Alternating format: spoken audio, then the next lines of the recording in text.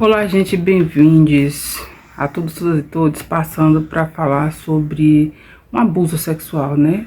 O abuso sexual cometido por um padre aí no Amazonas, em 2024.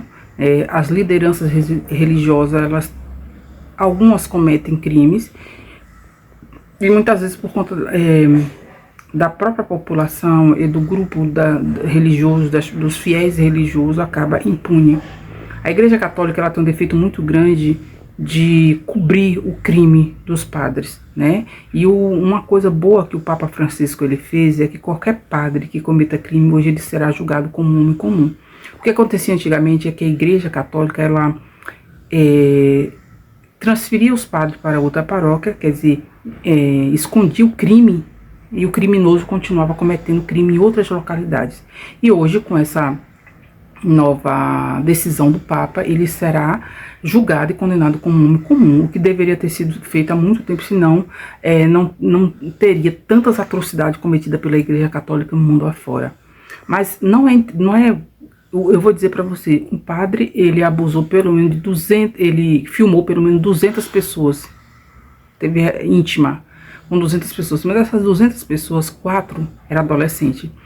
E ele falou para uma dessas adolescentes, que acho que ele teve uma relação pelo menos de 2 ou 3 anos aí, que ele deu um remédio, forçou um aborto, pegou o feto e enterrou no quintal, tá certo? E ele falava para essa menina, busca suas amiguinhas.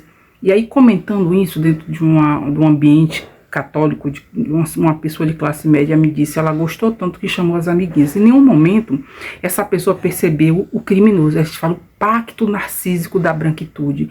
Por o padre ser um homem branco, e a gente está falando de uma sociedade, por ele ser padre, uma comunidade católica branca, que se diz que está fazendo a vontade de Deus, que vai para o céu, essa mulher, sendo mãe e avó, ela defendeu o crime do padre, né? Porque neste momento a vítima passou a ser algoz. A menina que foi abusada ainda teve o crime de descarada, né? Teve aquela coisa que as mulheres fazem. As mulheres não têm sororidade feminina, tá certo? Quando uma menina é abusada sexualmente, se não é minha filha, minha neta, então eu vou dizer, a descarada ainda deu em cima do padre. Porque o padre é um homem santo e as mulheres estão dando em cima do padre. E eu disse pra ela, engraçado, quem fez os votos foi a menina ou ele? Além do crime, por ele ser um homem criminoso, que a gente está falando de um adolescente, quando um homem de 40 anos tem uma relação sexual com uma menina abaixo de 16 anos, é considerado um crime, tá certo? Porque essa menina não tem condição ainda de discernir nada, porque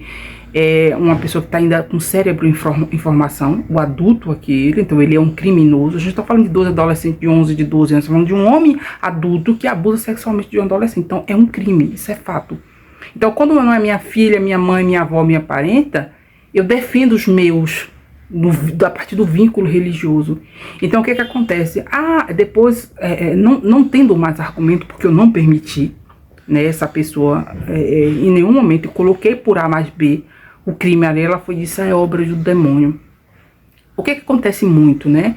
Isso acontece desde o processo de escravização de pessoas de África, por os europeus. O europeu, que é a gente chama de eurocristão, né? Os europeus brancos cristãos veio para cá, escravizou pessoas negras, que eram politeístas, acreditavam em vários deuses. Eles acreditavam no único Deus, eles faziam com que, além de nos escravizar, trazer para esse país, tirava a nossa religião, porque éramos todos em África politeístas, acreditamos em vários deuses.